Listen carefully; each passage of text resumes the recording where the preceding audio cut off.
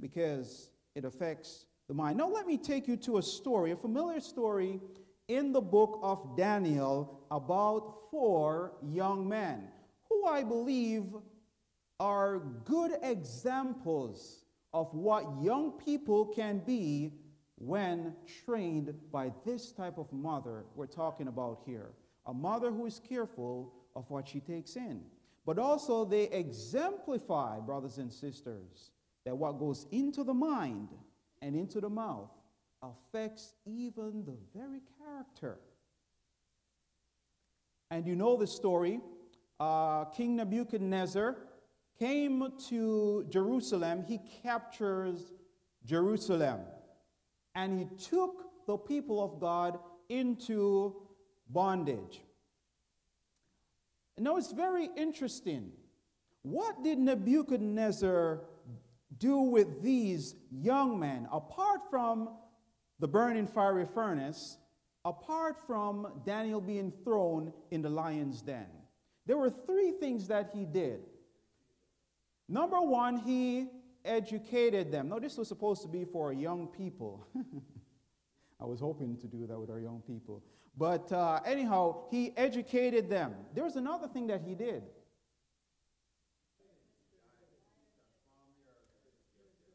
He changed their names and he attempted to give them a Babylonian diet. Now, why did he do that? Why did he do that? Why did he change their names? Why did he give them, why did he enroll them in the University of Babylon? And why did he give them the king's diet?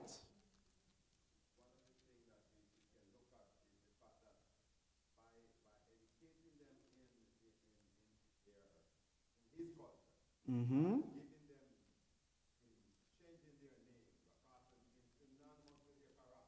Mm-hmm. Remember, he educated them so their education reflects their character. Right? Okay. And in that, their diet reflects the type of things that goes in, because as they talk about the mother and the training of the child and what goes into the child affect what the mother takes in affect the child's development. But those boys are already developed. So it intends to reverse. He was trying to reverse what has already there and try to you call it, try to, the word I'm thinking about. That's okay. I think we very much understand where you're going, and that is the very point.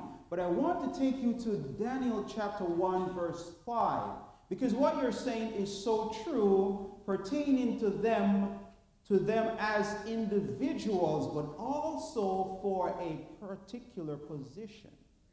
So go with me to Daniel chapter 1, verse 5. Yes. Daniel chapter 1, verse 5. You had your hand out. You had a question, perhaps? I was going to say, if you want the church to be a weak church, you have to bring in certain education and the diet, and also change people where their history, where they're coming from. Okay, so we notice that Nebuchadnezzar understood very well this principle. So look with me at Daniel chapter 1, verse 5. He gives the reason why he did all these things. Notice verse 5. And the king appointed them a daily provision of the king's meat and of the wine which he drank. So nourishing them how long? 3 years. He had an intention, right? 3 years of nourishing their being and also of educating them. So it goes on to say here in verse 5 that at the end thereof they might do what? Stand before the king. See, the king wanted to produce a certain type of young people, if you will. He wanted a certain group of men to serve in the realm of Babylon. And in order to get the particular type of young people or people to fulfill a certain position, he knew well what he needed to do, and that he needed to make sure that they're educated in the philosophies, the concepts and ideas of Babylon. Also, that they are properly fed, because he believes that if he gives them his diet, that is the most nourishing. He was looking for strong young men, intelligent young men who knew the philosophies, the ideologies of Babylon. Let me ask you this question, brothers and sisters. Is there coming a time when we are going to be called to stand before the King of the universe?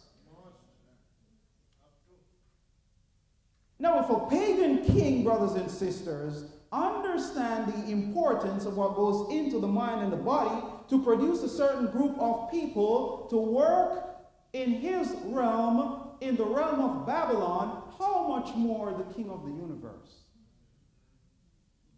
And the question, follow-up question is, has the King of the universe given us a health and education program?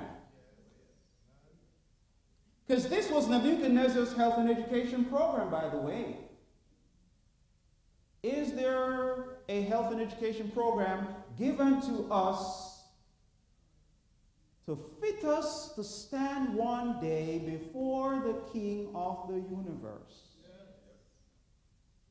so that we may be able to have a position in eternity?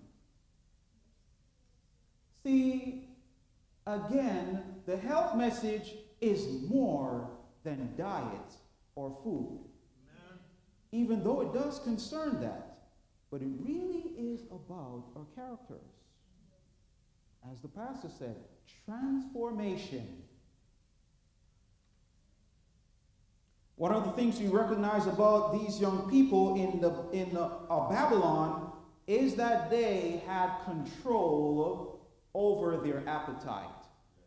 Just like the princes in Ecclesiastes chapter 10, verse 17, it says that the princes, they eat in due season for strength, and not for drunkenness, not for weakness. They had control over their appetites. Look with me at this statement here. It says, the controlling power of appetite is proving the ruin of thousands. When if we had conquered on this point, we would have had the moral power to gain the victory over how many temptations? Every temptation of Satan. No, you go back to the Garden of Eden, and this becomes real, doesn't it? Because our foreparents, it's interesting that what did they do to commit a sin that has caused so much woe to humanity that we are experiencing today? They disobeyed. How did that disobedience manifested itself? In taking and eating that which they were told not to eat. Appetite. But I don't want you to just focus on the fall of them, but I want you to take you to the life of Christ. Because notice again, this statement says, if we had conquered on this point, we would have had the moral power and the what? To gain the victory over every other temptation of Satan. And if you go back to Daniel's story, the young man, I wonder what their history would have been if they had chosen to do otherwise. Would they be standing before the idol on the plain of Dura, tying their shoelaces, as some people say, pretending to tie their shoelace, when in fact they were bowing down in their hearts? Would Daniel be one to stand up for God and be thrown in the lion's den? Would they have been thrown, the three, into the burning fiery furnace because they decided that they weren't going to bow down to the mark of the beast? What would their history have been today? Now, I know you have your hand. What we're going to do is we can do some comments and questions at the end, if that's fine with you, okay? Because I was told I have a certain time, so let's do that. So, let's look at Christ's temptation. What was Christ's first temptation? Turn the stone into what?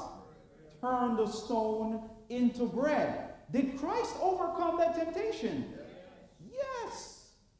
Did he overcome every other temptation of Satan after that? He certainly did. The enemy knows, brothers and sisters, that the biggest challenge to us as human beings is our appetite. And please, let's note that appetite is not just about food. We can have an appetite for spiritualistic things. We can have an appetite for soap operas. We can have an appetite for violent movies and video games. Or even sports. We can have an appetite for anything. We can overindulge even in the good things too. So appetite goes beyond what we put into our mouths, but also what we put into our minds.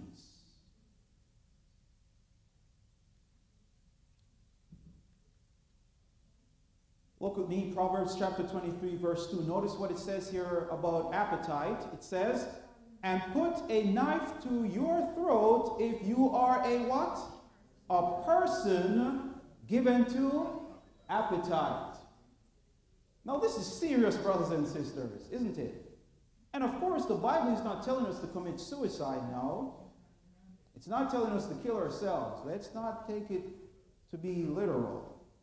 But what it is helping us to understand is that appetite is so deadly to our being, you are very well destroying yourself when you are given to it. Remember the story of Jacob and Esau. Sold his birthright for what? For some lentils. I love lentils, by the way. They're great. Good fiber, carbohydrates, protein. I mean, lentils are good. But I don't know if I would sell my birthright for some lentils. But he did. Appetite, the power of appetite. So friends, do not be controlled by your appetite. Do not let your palate dictate your diet, either spiritual or physical. There are a lot of things that we love the taste of. It smells great, it looks good, it feels good. But it does not mean that it's good for you or good for me. Many people like to go on their feelings. Unfortunately, today, that's the one thing that's going around that's taking a lot of Christians by storm. Going, moving, making important moral, spiritual decisions based upon how they feel. Based upon how something looks. Based upon how it tastes. Anyhow,